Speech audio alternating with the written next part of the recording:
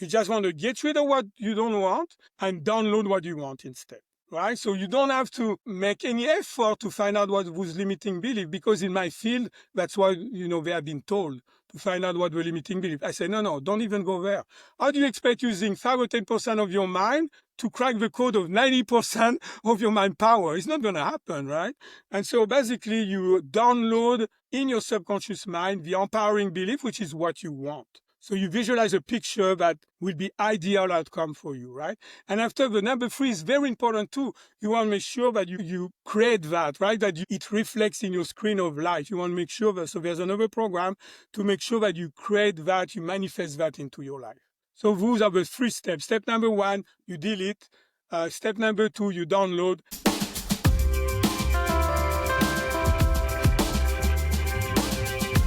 Welcome to Sustainability Transformations podcast, where we explore bold ideas to drive positive change for people and business. And today we are so pleased to have Dr. Alan Salas. Is the #1 best-selling author, a physician, and a body and mind expert.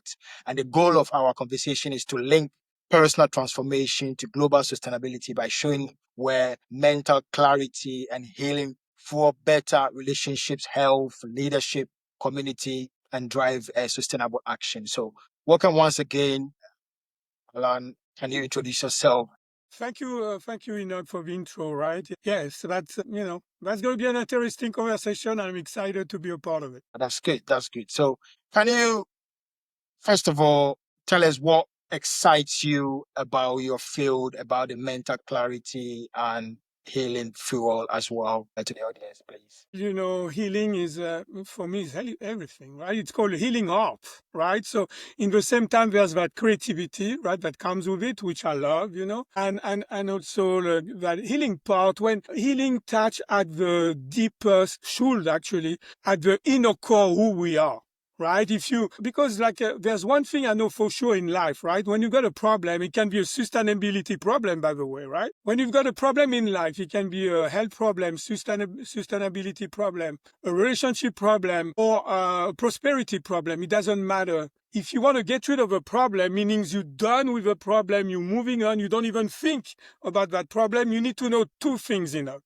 The first thing that you need to know, number 1, you need to know what's causing your problem, right? If you don't know what's causing your problem, how can you fix it, right? And number 2, you need to know how to fix it. So if you know what's causing your problem and you know how to fix it, we're good. That's good. Thanks for sharing that. So you had the American dream from full practice success, yet it collapsed. Can you briefly walk us through what happened? Yeah, so basically I was living on my sailing boat in south of France, minding my own business. I was also renting boats. And for me, life was about adventure, right? I wanted to discover the world. And of course, I live on the boat. And during the winter when I was not working, I was either sailing or buying a airfare in the South Hemisphere. I was like a sun chaser, right?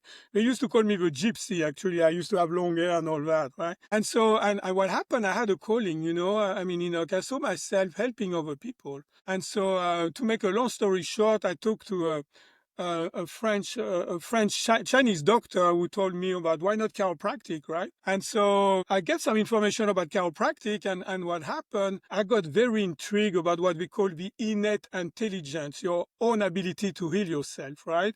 And so that was very intriguing to me. And so I decided to go for it. And again, I ended up in the US. I sold my boat business, right? And I ended up being in America to study chiropractic, right? So I did in 3 years. I met my wife, French woman that I met in a bar, right? And so we got later on got married, and we have a daughter. Her name is Maya. And so at first I was doing chiropractic, but that was not too sustainable. What do I mean by that? It means people will get better, and after they will plateau. And just to maintain the plateau, to maintain the sustainability, right, I still have to treat them. And so I thought, remember, you need to find what's causing the problem and how to fix it.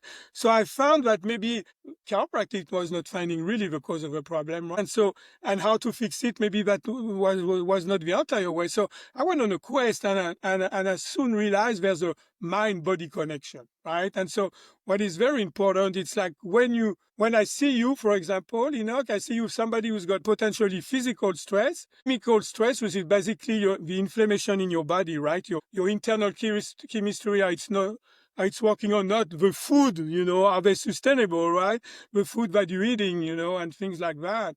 And also, obviously, the emotional and mental stress. And I was doing only one, was the physical stress. So I had lots of people having joint pain, so I got intrigued, and I did study the inflammation in the body, right? And so I made a full practice out of this. I had 4 employees, and we were seeing 250 patients a week. That was like, so I was living, like you said, the American dream: the big house, best neighborhood, the dog, the wife, and the kid. I thought I was doing the right thing, obviously, because I was living my passion and helping so many people. But when was it sustainable for me, right? And I guess it was not, because my mind, I was so imbalanced in a way, and I quickly burned out, right? And so when I was coming home after working, what happened, I was there, but I was not present, right? And so soon, within a year, that's what happened to me, right? So soon, of course, my relationship went down the drain, right? And what happened, I divorced. That's number one. So I felt depressed, right? And so my practice went from thriving to failing. I ended up being the only one in that big office, a treatment room and things like that.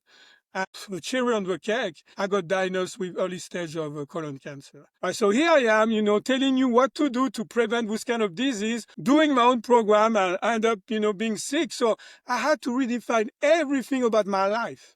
I had to redefine my relationship. I had to redefine my prosperity, obviously, and also my job, because what I was doing was not enough. I got sick, right, and so my health too, right, so I went on a quest since then to figure out what the heck happened to me, right? Like that. I knew that what my healing will contribute to helping even my patient even more, right? And so that was a very good incentive for me. And I never been also in a victim mode, meaning, oh, it's my wife's fault, or it's circumstances, because of circumstances. I knew, I don't know how to tell you, I knew like intuitively that there was something inside of me pushing me to sabotage my health, relationship, and prosperity. Good for sharing that insight. What a follow up on that? What did that teach you about the hidden drivers between personal and professional success? Yeah, so, like we say, remember mind body connection, right? So I got intrigued with the mind, right? Because I was doing physical work, and I was doing, checking your organs and finding what's creating the inflammation. So I started to study some emotional technique, and I will tell you, well, if you got some neck pain, there's some trap emotion there we can release. But I knew deep inside of me that there was something more. And so I really went deep into the study of the mind. And what I found was mind blowing, if I can say that, right? I mean, the first thing is like, it's kind of in a way, we live in two separate worlds at the same time. So what do I mean by that? We've got the outside world, right? So it's called the conscious mind. It's our self-identity, our personality, what we are aware of, our perception of reality. And so it's basically our thought, our emotion, and behavior and action, right? What you think you can do and what you cannot do, right? And so that's the conscious mind. And after there's, a mysterious, hidden, very secretive mind that we call the subconscious mind. And the job of the subconscious mind is just to record everything you have been doing in your life from age zero, basically even conception, from conception to now. And also it's like where so everything is recorded, but also your skill. I mean, maybe for people who have got children as a dad, and skills such as, being a podcaster, whatever job you're doing, right? They are stored there. All the automatic process in your body that take place with you not thinking about it, like your heartbeat, like your digestion, your breathing, take place in the subconscious mind. So I say, wow, that has to be powerful, right? So I started to get more data about the subconscious mind. And what I found out that our conscious mind, so our self-identity, who we think we are, what we are aware of, process data at 11 bits per second. And our subconscious mind process data at 11 million bits per second. So it means right now, I'm processing my environment, right? Talking about sustainability, my environment, right? 11 bits per second. And there's 11 million almost more information that going to my subconscious mind. But I have no clue about it. Isn't it crazy? I'm not even aware about that. Yeah, You see? yeah. And so that's number one. And number two, I'm going to tell you something, guys, the listeners. If you are listening to us and you're standing up, I will advise you to sit down. If you sit down and you're in a car, buckle up. Because what I'm going to tell you is going to revolutionize the way you're thinking about yourself and who you are. That's how deep it is. So let me tell you that. According to who you're reading, your conscious mind is only, which means who you think you are, what you're aware of, it's only 5 to 10% of your mind. Meaning the subconscious mind, you have no clue what's going on there. It's 90 to 95% on your mind, of your mind. And yet, when we want to heal, transform ourselves, and grow, what we focus on our conscious mind, which is only 5% of our mind. So how do we expect to be very successful, right? So I thought about something. I said, well, what if we can bring the subconscious mind to the party? And that has been my goal since. That's impressive with the differences between what we are aware of. It's crazy. Yeah, it reminds me. So if a person commutes, drives from A to B, from home to the workplace for 20 years, for You example, got it.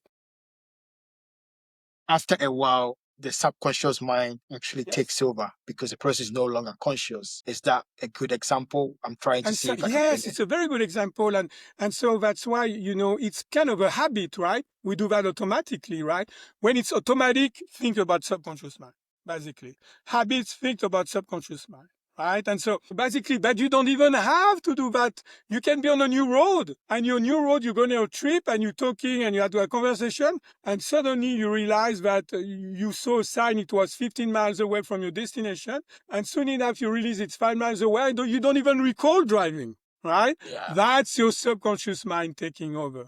But the subconscious mind does, so that's a very good example. You did really well. You understood really deeply what it is.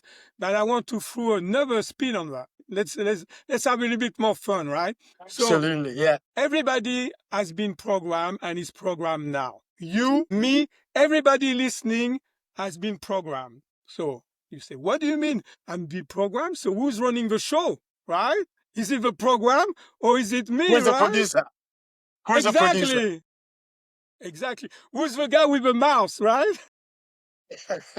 And so basically that's how it works. In general, from age 0 to 7 years old, right?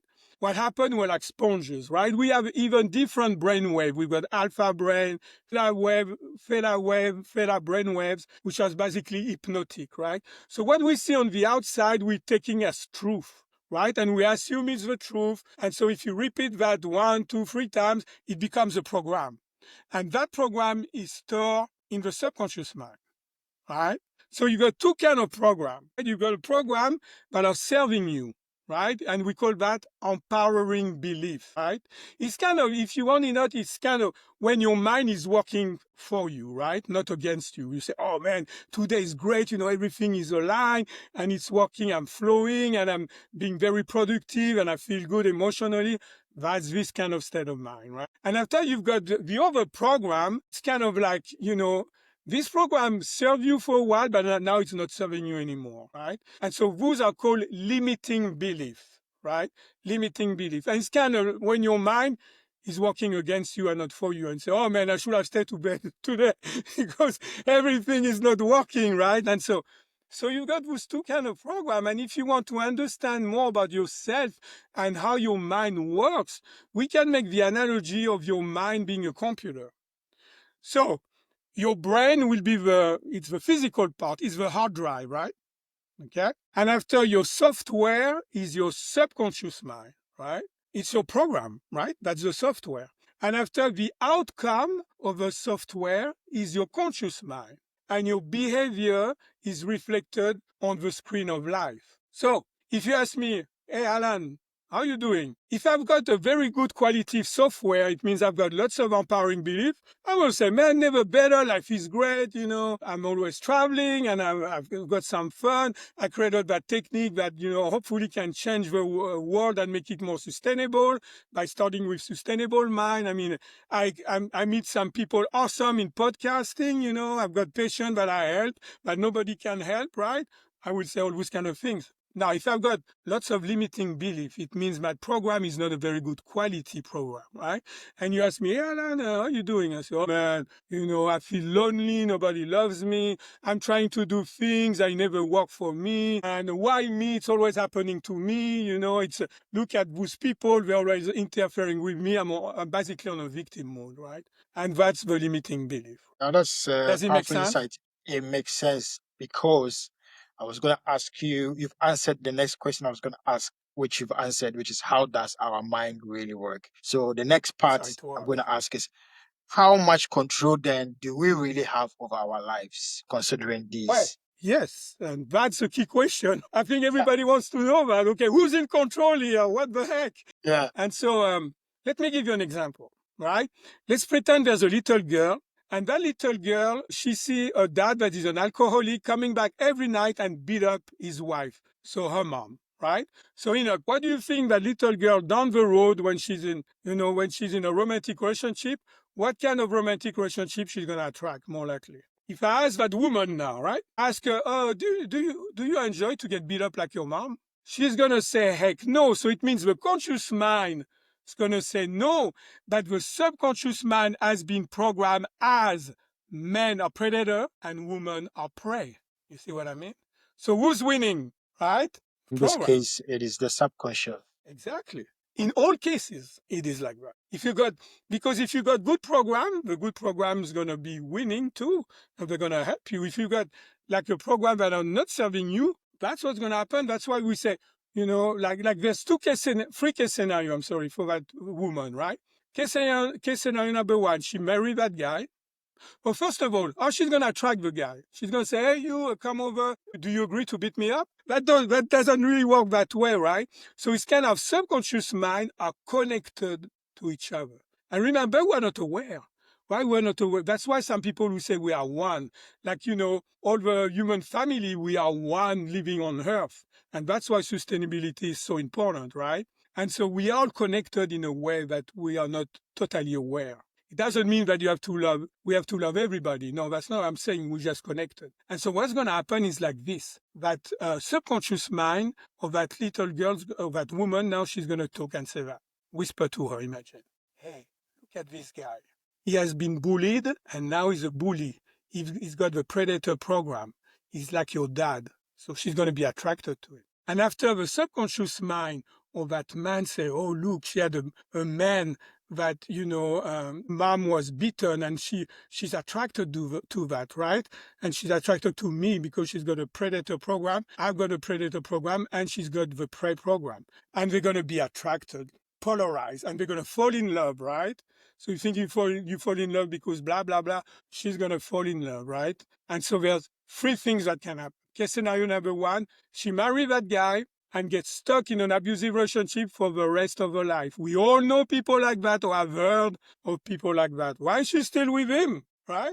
Anyway, case scenario number two. She may get with a guy and got tired of being beat up. And so find another guy, and after there's two reactions. Like the first reaction, it's like the woman say, Dr. Salas, don't talk to me about men. I don't want any more men in my life. They're not good for me, right? It's kind of like there's a fire.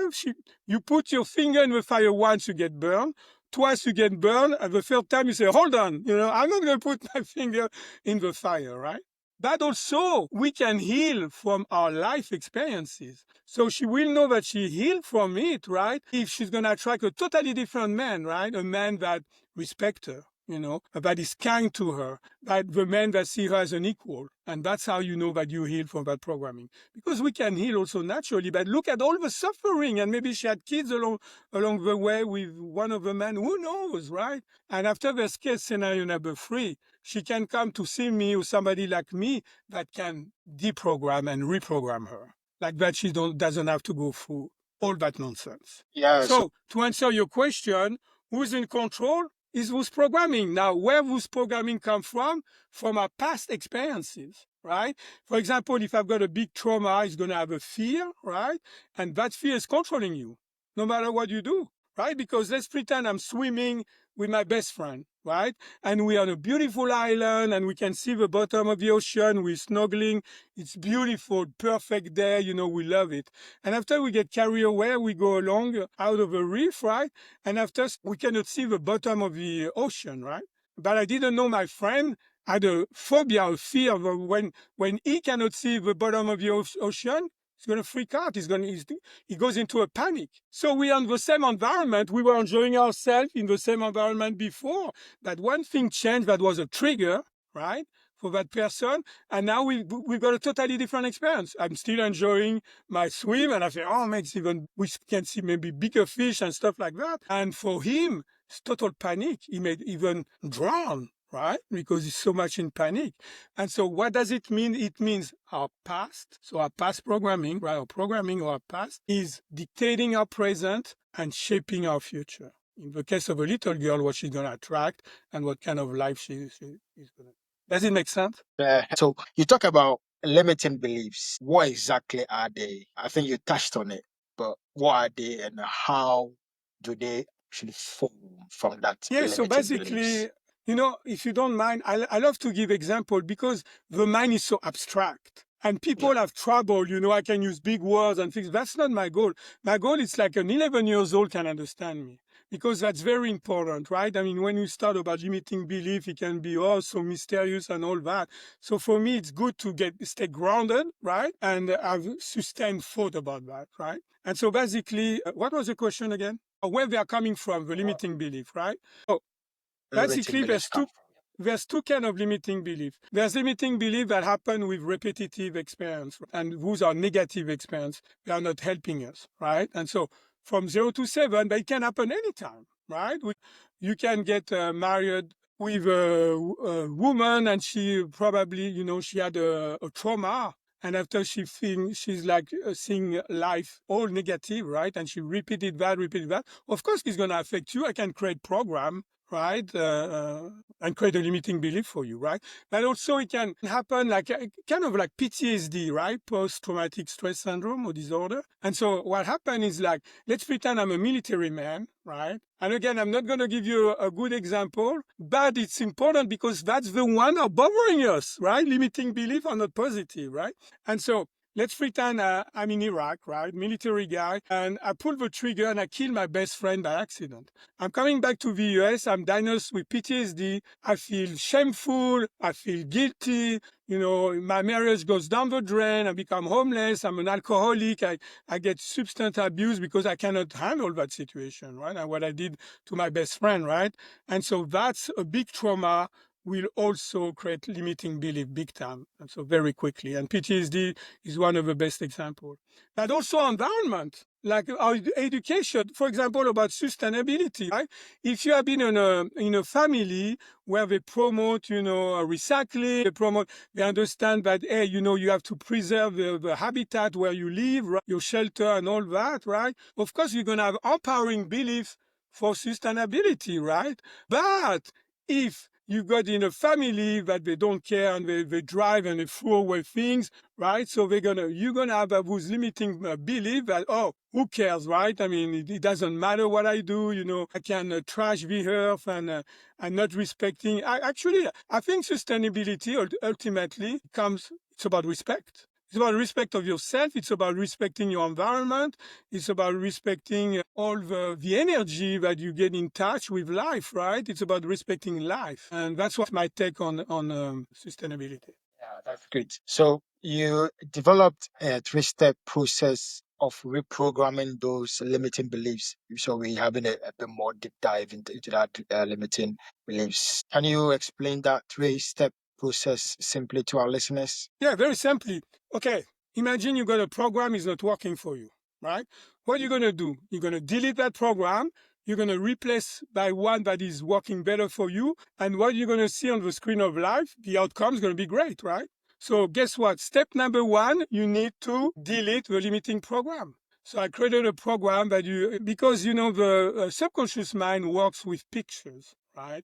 Like when you remember, like a dream is basically your subconscious mind talking to you. And when you remember the dream, there's always a picture. And that's why it can store so much more data. A picture is worth 1,000 words. That's why, it's 11 million times faster than your conscious mind, right? And so basically, I will tell you, you know what? If you want to get rid of whatever you don't want, right? It can be an emotion, it can be a thought, it can be a health issue, a pain, it can be anything you don't want, right? So you're going to delete it. And so you're going to visualize that picture. I'm going to tell you a program because you need to speak the same language. So that program is going to speak the same language that your subconscious mind does, right? And so going to send that, going to make sure that we customize that to you, right? And we're going to delete those limiting beliefs. And after, we're going to replace them. You don't need to know what are your limiting beliefs. You just want to get rid of what you don't want and download what you want instead, right? So you don't have to make any effort to find out what was limiting belief, because in my field, that's what, they have been told to find out what the limiting belief. I say, no, don't even go there. How do you expect using 5 or 10% of your mind to crack the code of 90% of your mind power? It's not going to happen, right? And so basically, you download in your subconscious mind the empowering belief, which is what you want.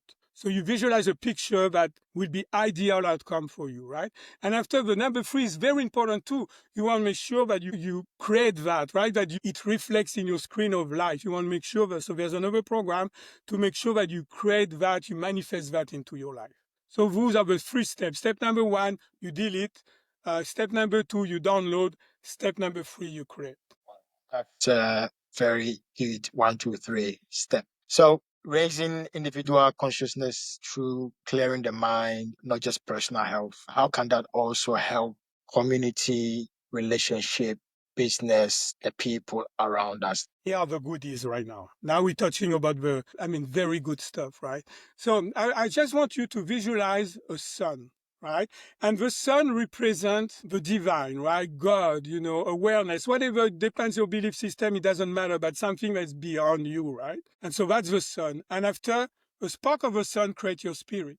And all that is what we call non-duality. It means like it's either pure love or it's all has been and ever will be, right? And after, you've got the sky, and after, you've got you and me, for example, as a physical being. Right? And so if there's lots of cloud in the sky, people will say, there's no sun. The sun doesn't exist. I never felt it. Right? And so what are those clouds? Those clouds are your limiting beliefs. So when you start to get rid of a limiting belief, one, and after you can have a glimpse at the sun. You can feel the warmth of the sun, right? And so you get rid more limiting belief, and you get a better connection to your spirit. And after, you awaken at the idea that you are not what you have been told. You are not only your self-identity. You are not only 5 or 10% of your mind. That's not what defining you. You are not only your analytical mind. You are a spirit living a physical experience. And when you connected to this kind of power, which is our birthright, we are born like this. But all those programs come in the way and cloud our sky and prevent us to connect to that. That's why a baby is like this. It's still connected very much to the spirit, right? And so when you touch with energy like that, with spirit, it's not like you cannot do wrong, but you're going to be more likely to do the right thing, right? And you just want to, and so what is the right thing is to preserve and respect your environment, respect each other, right? And so be more with love and things like that. Does it make sense? It does. It does make sense. So ultimately, I think the key message here is the belief system, the delete, the download clearly helps towards the final step of the creation, which you mentioned. So that's good. So how do you address those who say, you mentioned about the spirits and the environment? It's a bit abstract, which you've done a good job to explain it. But how do you think people may be caught up in? Because, so let me reframe it once again. So Yes, sir. you see, uh, a microwave where you can use to, heat up a cold food. You cannot physically see those microwaves, but it does warm up a food. You have a radio in a car. You You turn the frequency and you hear somebody talking by changing the frequency on a radio station. You cannot physically see those signals. So why is it that people can believe those microwave and the radio station signals? People, again, I'm probably generalizing here, but we tend to struggle with these spirit aspects or the non-physical aspect, as you mentioned, or the unconscious Yes. The aspect of the invisible, mind. the invisible, right? Yeah, And like the you say, we're invisible. surrounded Yes, by that, yes. the 5G, the everything, right? That's all it is about because we can see that on the screen, right? So it makes it more real, right? The way the process and how we can communicate now. Of course, it's not the screen to screen, right? There's like all those connection, right? They are invisible, right? And so when we realize the invisible, like the what we are aware and what we are not aware, what we are aware is 5-10%. What you're not aware, it's 90 to 95%. That's how it works. Because if you look at all the frequency in the world, will be like this, like super, like let's see. I'm going to talk in meters, right? 2 meters, right? And what we can perceive with our sense is a fingernail. It's very tiny, right? And so when you realize that what we perceive, it's tiny things, and it's almost ridiculous. And yet we think that this is the entire world. It's not. It's just simple science. It's not. But what we have been told, oh, you are your senses. That's it, right? So I will argue, what's about dreams? What's about intuition? Right? What's about the feeling of being connected, right, with something more powerful? They say in the Bible, right, God created us at His image. Right? And that's for sure. We just can be, we're children of God, right? So we can reconnect to our birthright, right? That all those programs that have been coming, that most of them were not there at our conception, right? And so when we take that away, that's how we can reconnect. And after, there's no skepticism because you experience it. True knowledge comes from experience. When you experience something, you just know. You don't need even to have faith because you experience it. So you don't have to. But I like your point. We are surrounded by invisible things that are actually running our life. And yet, because we can see the end product of the screen, we can use our senses. So this is real, right? Well, the process totally unreal, that we don't think about that. So I really like your analogy and that's the same with the spirit, right? When the spirit is there, when you are more in touch with God or the infinite, I mean, of course you're going to do the right thing, right? Because there's no more programming, right? And there's so much less programming. And so that's how you can have a sustainable life, And again, to me, it's about respecting the planet, respecting others, and loving the planet and loving each other. Yeah. No, that's great. Thanks for sharing that. So By the way, that's the the last only way that you can change the world in my book. There's a saying that say, be the change that you want to see in the world. And that's really how you can change, how you can make a better world.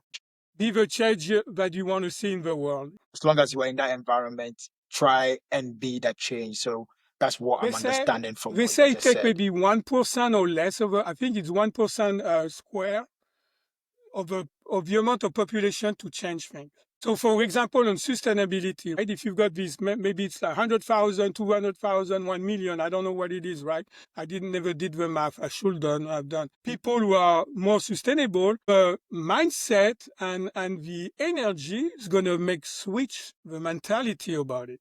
And people will automatically switch their mind too and shift to a more sustainable world, right? But to me, the ultimate sustainable world start with sustainable mind, right? And so the best way you can do that is to be connected more and more to the spirit. And I think to me, it's my personal path and it should be to everybody to become the best I can be in a way. I know it sounds like military, but to be the better version of myself, right? And so that cannot be disconnected from what's causing it, right? Which is our spirit and be more connected to a higher level of consciousness. Yeah, thanks for sharing that. So, the last couple of questions Yes, sir. for listeners who feel stuck in their health because of maybe choices, maybe the type of food, or maybe some addiction, or even in relationships that they feel stuck, or in career that they feel stuck. What's the first simple step they can take away today? that can help them either break away from being stuck or as a critical first step to be free from that state. So the first thing I want to say, it's not your fault. But you have to understand that you're not responsible for your program, right? Because it's almost like it's a program of other people too, right? That has been an influence in your life, positive or negative. But when you're stuck, it's like this, right? But what you can do, it's a part of what I just said. You won't get the programming, so it's not going to make it as easy. But at least you want to talk the same language that your subconscious mind, and realize that there's something within you. Take the responsibility by saying, hey, the outside and what I can blame on, it's only the effect of it. I believe a cause and effect, meaning for every cause there's an effect, for every effect there's a cause. I don't believe in luck, in chance. I don't believe in that. There's always a good reason for everything, right? In another world. And so that comes from you. So you have to take responsibility for that. And so what you can do, you just visualize what you don't want, right? Right. And after visualize what you want instead. Because when you visualize what you don't want, it's going to tell the subconscious mind, oh, that's what I want to change. That's the specific things. It's like pushing on that button, right? And after you visualize what you want, and what I will encourage you is just to feel that emotion, how it feels, that you got what you want and all that. And that's going to help you. That's the thing that very quick to do. You can do that 5 or 6 times, 7 times a day, right? And just visualize that picture. And after when you got that picture, when you down or there's something wrong, right? You just bring back to your mind that picture, and that's going to change your mood. And you need to do a very good job of feeling, the positivity of the emotion and all that, right? So it's not going to be as good as the technique, obviously, but that's something that you can do, right? And there's one more thing I want to say, that to me, what is on anything, on your healing, on your transformation, on your sustainability and your growth, when you can empower people to help themselves. For healing, for example, for me is the holy grail of healing, because there's not such a more beautiful things, a more loving things, and a more powerful things, to empower people to heal themselves, to transform themselves, to grow, and that's what mind clearing does. Because I'm just a guide. You using the picture, that's your picture, that's not mine. You using 90% of your mind power that you were not able to use before, right? So to me, it's the most beautiful thing, and that's what I wanted to say for sure. There's a lot of great wisdom there. And one of the key parts which I take from is we may not have any control of the thought that comes in our mind, but we have the responsibility to make sure that thought, if it's not a good one, not to stay there. We have to find a way to change that And thought that's a if it's good a tool. negative That's one. very easy to do. You visualize, like if a thought negative, you visualize the opposite of that negative thought, which is going to be positive. You put a picture on it, right? You picture it, right? And you have to be in the picture, right? You have to see yourself acting, right? And you visualize that picture and you feel it, you really identified with it emotionally, right? And after when you got that picture down, during the day, boom, you visualize that for 30 seconds, and that's going to keep you in the mood. That's great. Thanks for sharing that. Leader or aspiring leader, what's your final parting message for the listeners or those who are watching? Like you have said, if you think that you have been everywhere trying everything with no success, there's always hope for you. The simple answer, they didn't find out. If you seek for some help, they didn't find out what was causing your problem, or they didn't know how to fix it. And this is some very ridiculously simple, but simple is not bad, right? And that's the truth. When you find what's causing your problem and you know how to solve it, the problem will go away. So if you are sick, there's a you need to find somebody like me that treat physical, chemical, and emotional, right, and mental. Like that, you've got more. It's a whole person, right? Or stress, right? And so you can contact me. You go to the mindclearing.com and you press on contact. There's a form and you write down whatever. There's my email, right? And of course, I can do treatment remotely because you are doing. I'm just guiding you, right? So you are changing your picture, and that's your own picture, right? And so that's one thing, that there's hope is everything. I mean, because after the problem, when you have no hope, you have been developing those negative programming. Oh, nobody can help me, right? And so we don't want that, right? And so the good news, we can get rid of this program very quickly. For example, I treat pain, neck pain, low back pain remotely in 2 visits and the pain is gone. Because when you put limiting belief in Google, what they're going to tell you, they're going to say, oh, so things like you're not good enough or you're too old or too young to do things, right? Which is basically about self-esteem, right? And can prevent you to reach your goal, right? But that's not only one. You think your mind can perpetuate the pain loop that you had in your body? You bet. So I treat people every day like that. Do you think that your mind can create a symptom in your body? Yes.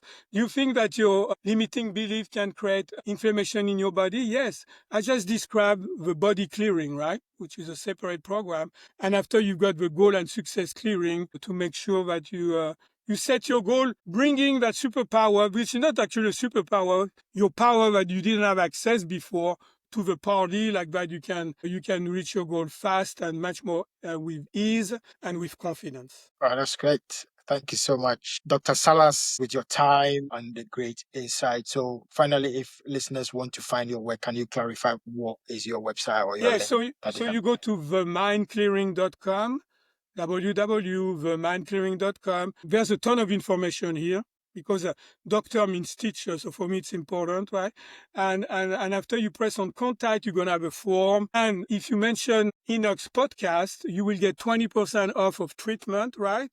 And also 50% off if you learn the mind clearing, the body clearing, and the goal and success clearing. If you take that package, I will give you 50% off, right? And so